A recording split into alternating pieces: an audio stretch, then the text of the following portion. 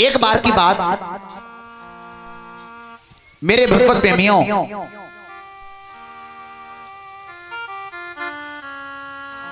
एक माँ बाप का अकेला पुत्र था और अकेला पुत्र उस पिता ने बहुत पढ़ाया और पढ़ाते पढ़ाते उसने अपनी जमीन को बेच दिया पढ़ाने के लिए, भूमि को भी बेच दिया भैया।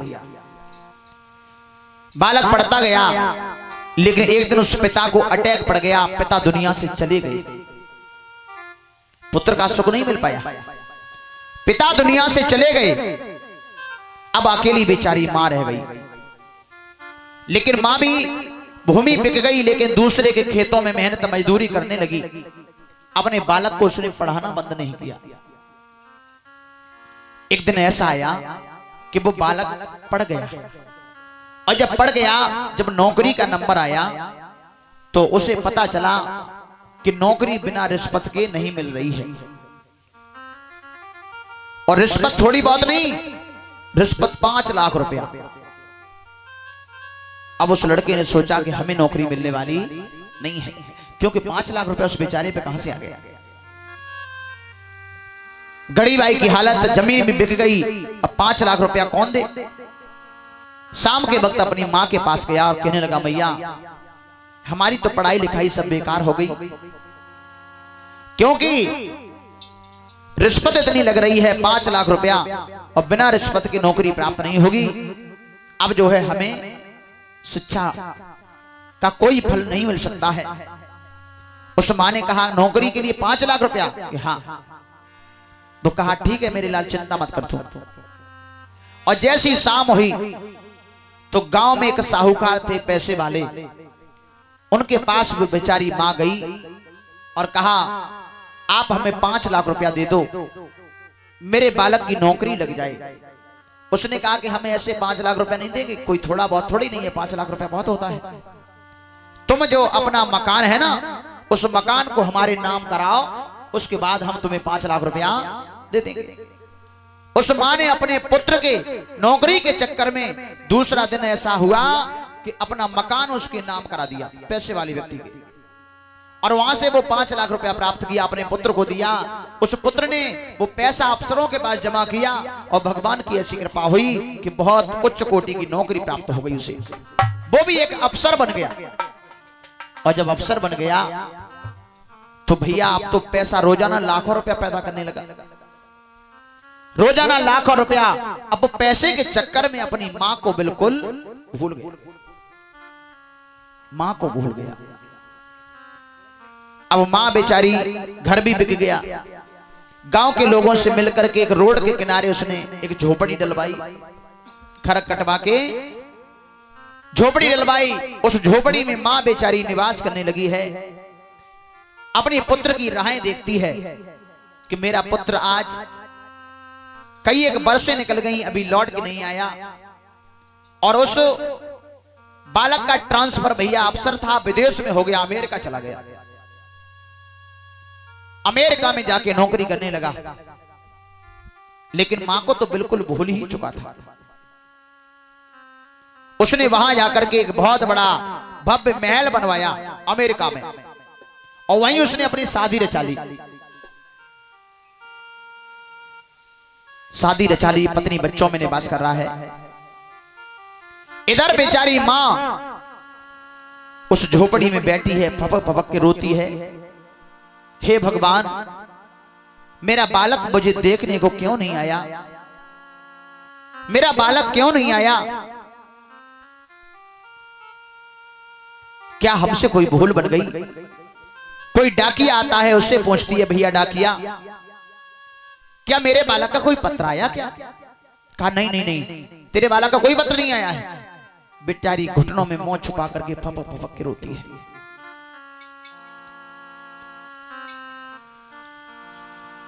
भगवत प्रेमियों, धीरे धीरे रो रो करके वो बेचारी मां अंधी हो गई, और जब अंधी हो गई बुजुर्ग मां अब झोपड़ी के किनारे बैठ जाती है, और कोई निकलता है उससे एक एक रोटी के लिए प्रार्थना करती है, कोई एक रोटी का टुकड़ा हमें दे दो, भूख लग रही है। एक रोटी के टुकड़े के लिए तरस रही है। बेकार है ऐसे जीवन को जिसका पुत्र अफसर है, उसकी मां एक रोटी के टुकड़े को तरस रही है। बेकार है ऐसे पुत्र को, जीवन उसका बेकार है। क्या फायदा हुआ ऐसे धन कमाने से, क्या फायदा हुआ ऐसे अफसर बनने से। मेरे भगवत प्रेमियों, अंधी हो गई बेचारी मां, और एक दिन ऐसा आया कि वो दुनिया से चली गई, खत्म हो गई। जब वो मां खत्म हो गई, उसी समय एक दिन की बात, वो अफसर आज ड्यूटी करके आया और जैसे अपने महल में घुसा है, अपने रूम में पहुंचा और टीवी हर घर में लगा होता है। जैसे उसने अपना टीवी ऑन किया है, टीवी में अपने भारत देश से एक संत की कथा प्रस्तुत हो रही थी। वो संत कथा कह रहे थे, और क्या कह रहे हैं कि सब दुनिया से अच्छा घर का आंगन लगता है, फटा पुराना माँ का दामन अच्छा लगता है। सब दुनिया से अच्छा घर का आंगन लगता है और फटा पुराना माँ का दामन अच्छा लगता है। संत बता रहे हैं कि दुनिया में चाहे आप कहीं भी रह करके देखो, जितना अच्छा अपने घर का आंगन लगता है उतना इतना अच्छा कहीं लगने वाला नहीं है प्यारे। और जैसा प्रेम एक मां दे सकती है, ऐसा प्रेम संसार में कोई देने वाला नहीं है। अच्छा, मां का जो प्रेम होता है उसमें कोई लोभ, कोई लालच नहीं होता है, निष्कपट, कोई लालच नहीं होता है मां के प्रेम में। कभी आप इस बात का प्रैक्टिकल करके देखना। जब आप कहीं नौकरी कर रहे हो, देश विदेश में, दिल्ली, नोएडा, गाजियाबाद, फरीदाबाद, इधर लखनऊ, कानपुर, कहीं भी नौकरी कर रहे हो, और जब तुम अपने घर आना चाहो तो एक दिन पहले फोन करके देखना। पत्नी के पास फोन करना कि मैं कल आ रहा हूं इतने दिनों के बाद, बोल तेरे लिए क्या लेके आऊं। तो पत्नी तुरंत ही कहेगी, इतने दिनों के बाद आ रहे हो तो एक सुंदर सी साड़ी जरूर लेते आना हमारे लिए। पत्नी कह देगी। फिर कहना कि ये फोन हमारे बच्चे को दो, मेरे बच्चे से बात कराओ। बच्चे के पास फोन गया, कहना बेटा मैं कल आ रहा हूं, बोलो तुम्हारे लिए क्या लेके आऊं। तो बेटा कहेगा कि हमारे लिए बढ़िया से जूते, जीन्स की पैंट और शर्ट लेके आना। बेटा कह देगा। फिर कहना कि ये फोन अब हमारी बूढ़ी मां को पकड़ाओ। मां के पास जब फोन गया तो कहना कि मां मैं आ रहा हूं कल, तुम बताओ तुम्हारे लिए क्या लेके आऊं। तो मां केवल यही कहेगी, मेरे लाल तो इतने दिनों के बाद आ रहा है, तुम मेरे लिए लेके कुछ बताना। केवल मैं तो तेरी सूरत देखने को तरस रही हूं, केवल तू अपना दर्शन करा जा मुझे। मेरा तो जो भी है, आभूषण है, पहनावा है, वस्त्र है, वो सब तू है, मुझे किसी की जरूरत नहीं है। अच्छा, वो मां भी तो कह सकती थी, जिसने 9 महीने अपने पेट में रखा, उसने नहीं कहा कि हमारे लिए साड़ी लेके आना। इससे ये पता चलता है कि मां का जो प्रेम होता है वो बिल्कुल निष्कपट भाव का प्रेम होता है। उसमें कोई मोह नहीं, कोई लालच नहीं। मेरे भक्त प्रेमियों, आज उस टीवी चैनल पर संत बता रहे हैं कि मां वो प्रेम करती है जो संसार में कोई कर नहीं सकता है। और मां का इतना कर्जा होता है पुत्र के ऊपर कि पुत्र पूरे जीवन की कमाई दे दे मां को, और यहां तक कि अपनी तन की खाल को खिंचवा के अगर मां की जो है जूतियां भी बनवा दे, फिर भी ऋण अदा होने वाला नहीं है। और जब ये बात कही, मेरे भक्त प्रेमियों, आज अफसर ने जाना कि मां तो मेरी भी है।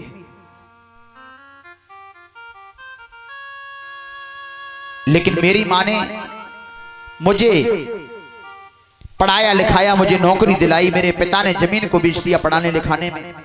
पिता मेरे दुनिया से चले गए और मेरी मां ने मुझे नौकरी दिलाई। उसके बाद में मेरी मां तो पता नहीं कहां रहती होगी। इस अफसर ने जाना कि मां तो मेरी भी थी, और मेरी मां तो पता नहीं कहां होगी कहां नहीं होगी। अब उसे मां की याद आने लगी। अच्छा, याद आती कब है? जब हमारे संत, हमारे महान पुरुष, हमारे बुजुर्ग दुनिया से चले जाते हैं, तब उनकी याद आती है। पहले हमें उनकी पहचान नहीं हो पाती है। अगर पहले से हम पहचान जाएं तो हमारा काम ही बन जाए, और बाद में पहचान करने से कोई लाभ मिलता नहीं है। उसने अपनी पत्नी से कहा कि मैं अपने देश जा रहा हूं, अपने गांव जा रहा हूं अपनी मां से मिलने। एकदम वहां से चल पड़ा है, वीजा बनवाया, अपने देश आया, अपने देश के बाद अपने प्रदेश, प्रदेश के बाद में अपने जिला, जिला के बाद गांव पहुंचा। जैसे गांव में घुसा, एक चाचा जी मिल गए। चाचा जी को प्रणाम करते हुए उसने कहा कि चाचा जी, एक बात बताओ, हमारी मां कहां है? अब चाचा जी दांती बिस्तर कहने लगे, अरे नालायक, दुष्ट, कमीन, तू आ गया या मुंह दिखाने के लिए? क्यों? आप ऐसे क्यों बोल रहे हो? अरे तू मुंह दिखाने यहां आ गया, तुझे तो कहीं पानी नहीं मिला, डूब के मर जाता। तू अफसर हो गया तो तू भगवान हो गया, और आज तुझे तेरी मां की याद आ रही है।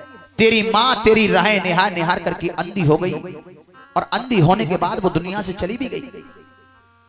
और जब उस अफसर ने सुना कि मेरी मां दुनिया से चली गई, एकदम जो है आंखों में आंसू भराए, फपक फपक के रोने लगा है। मैं कितना अभागा जो कि अपनी मां को 1 मिनट का सुख नहीं दे सका। अच्छा चाचा जी, अब वो हमें जगह बताओ कि मेरी मां कहां रहती थी, जिसने अपना मकान भी बेच दिया था, लेकिन वो रहती कहां थी? अब बुला करके ले गई चाचा जी, और उसी झोपड़ी के पास खड़ा कर दिया। इस झोपड़ी में जो है निवास करती थी तेरी मां। टूटे किवाड़े लगे हुए थे, किवाड़ों को खोला, जैसे अंदर घुस के गया, एक चारपाई पड़ी है टूटी हुई, और उसी पे जो है फटे पुराने वस्त्र पड़े हुए थे, बहुत गंदे वस्त्र जिनमें काफी बदबू आ रही थी। अब उसने एक एक करके वस्त्र उठा के रखा।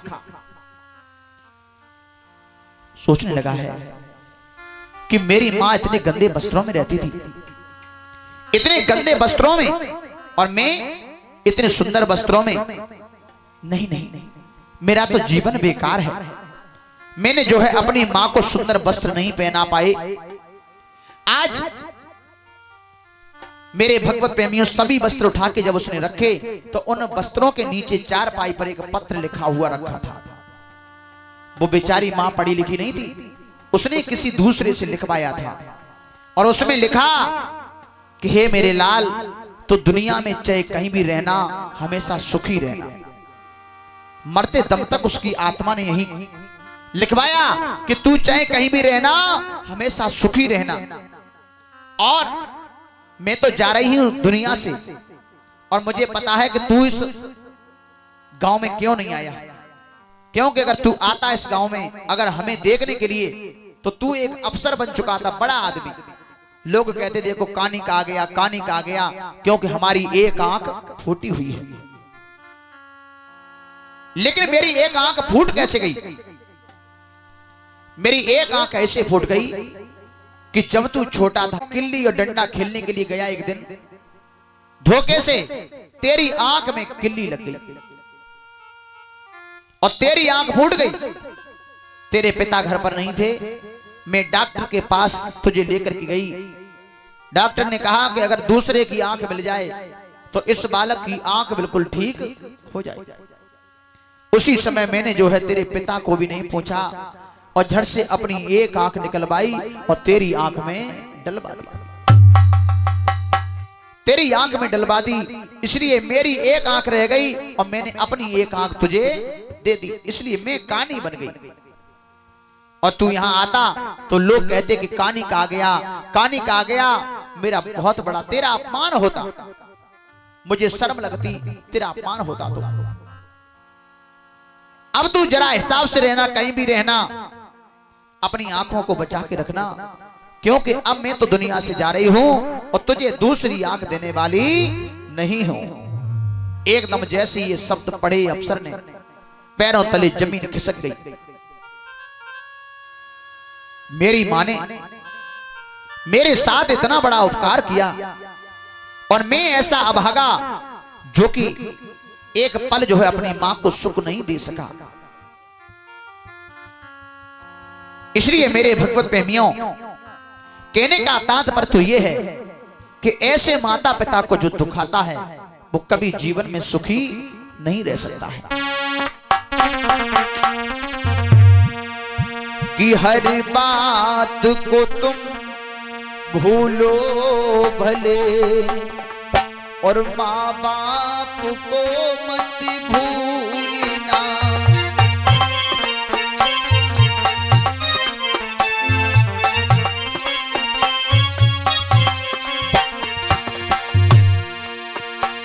हर बात को तुम भूलो भले, माँ बाप को मत भूलना।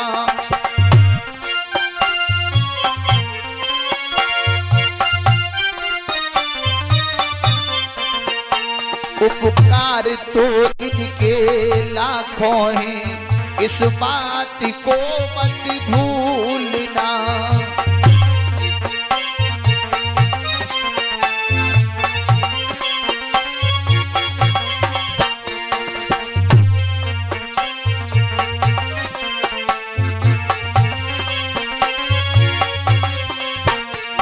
क्योंकि भैया धरती के देवों को पूजा भगवान को लाख मनाया है।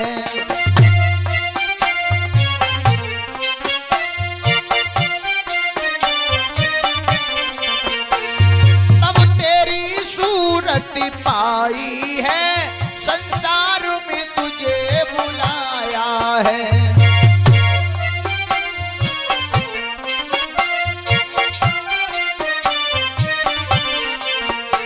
इन पावन लोगों के दिल को पत्थर बनकर मत तोड़ना।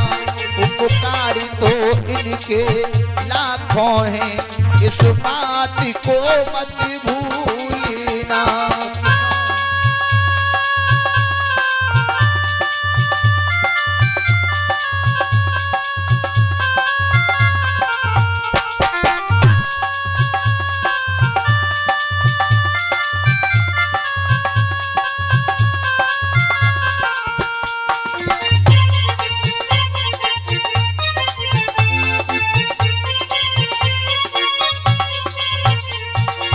और प्यारे, आपने देखा होगा गीले में सदा ही सोए हैं, सूखे में तुझे सुलाया है।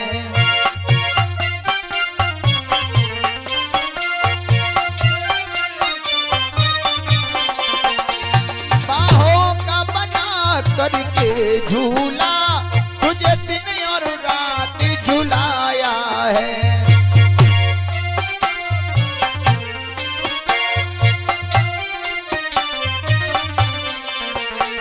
इस निर्मल निर्जल आंखों में एक आंसू भी मत घोलना। उपकार तो इनके लाखों हैं, इस बात को मत भूलना।